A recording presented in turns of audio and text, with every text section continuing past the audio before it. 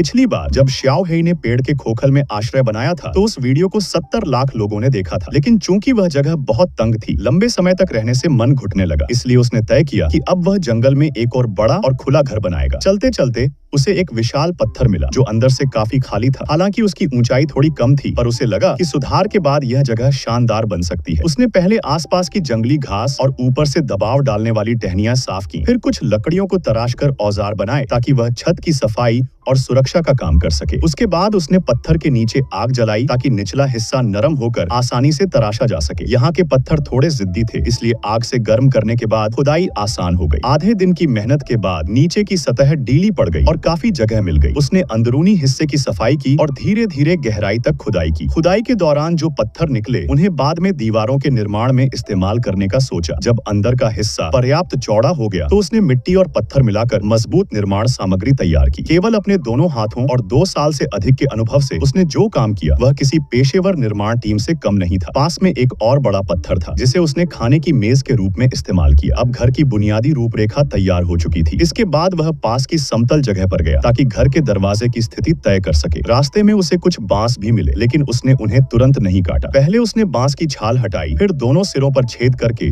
जमीन में गाड़े ताकि वे सहारा दे सकें। उसकी तकनीक बेहतरीन थी, ऊंचाई और चौड़ाई दोनों ही सटीक थी। अब उसने मिट्टी और पत्थरों से बाहरी दीवारें बनाना शुरू किया। उसने हवा के निकास के लिए बड़ा छेद भी छोड़ा ताकि अंदर नमी और बदबू न हो। अलग अलग आकार के पत्थरों के कारण निर्माण में थोड़ा समय लगा, लेकिन फिर भी उसने एक ही दिन में दीवारें खड़ी कर दी। साथ ही उसने पास में एक मिट्टी का ओवन भी बना लिया। अब यह आश्रय लगभग पूरा हो गया था। बाहर से देखने में बहुत मजबूत और सुरक्षित लग रहा था। यहाँ तक कि खिड़कियां भी उसने कोनों में अच्छी तरह से बनाई थी। जमीन पर उसने पत्थरों की फर्श बिछाई ताकि चलने में सुविधा हो और फर्श लंबे समय तक टिके। यह सब करने में उसे बहुत समय और मेहनत लगी, लेकिन उसने हार नहीं मानी। फर्श तैयार होने के बाद उसने सूखी घास लाकर भट्टी में जलाने का परीक्षण किया, जो काफी अच्छा निकला। चूंकि यह गर्मियों का मौसम था, उसके घर के सामने की झाड़ियों में बहुत सारे जंगली फल उगाए थे जो प्रकृति के सबसे अच्छे विटामिन थे। पास में कुछ बांस के पौधे भी थे जिन्हें देखकर उसने दरवाजा बनाने का विचार किया। उसने बांस को 2 टुकड़ों में काटा, किनारों को चिकना किया और उन्हें दरवाजे की तख्तियों के रूप में इस्तेमाल किया। उसने लकड़ी में छेद बनाए और फ्रेम तैयार किया ताकि बिना किसी कील के भी दरवाजा मजबूत रहे। बांस की तख्तियां लगाते समय उसने एक अनोखी विधि अपनाई, एक सीधी और एक उल्टी दिशा में रखी, जिससे दरवाजा सुंदर भी दिखे और हवा पानी से भी बचाव करे। श्याओ हेई ने दरवाजे पर एक हैंडल भी लगाया। अब आश्रय पूरी तरह तैयार हो गया था। बचे हुए बांस से उसने कमरे के अंदर एक बिस्तर भी बना लिया, जिस पर उसने बांस की पट्टियां बिछाई। अब उसे जमीन पर सोना नहीं पड़ता। कई दिनों की मेहनत के बाद अब उसे आराम से खाना खाने का समय मिला। उसने मिट्टी की भट्टी में जंगली मुर्गी भूननी शुरू की। जब वह सुनहरी होकर पक गई तो उसकी खुशबू देखकर किसी का भी मन ललचा जाए।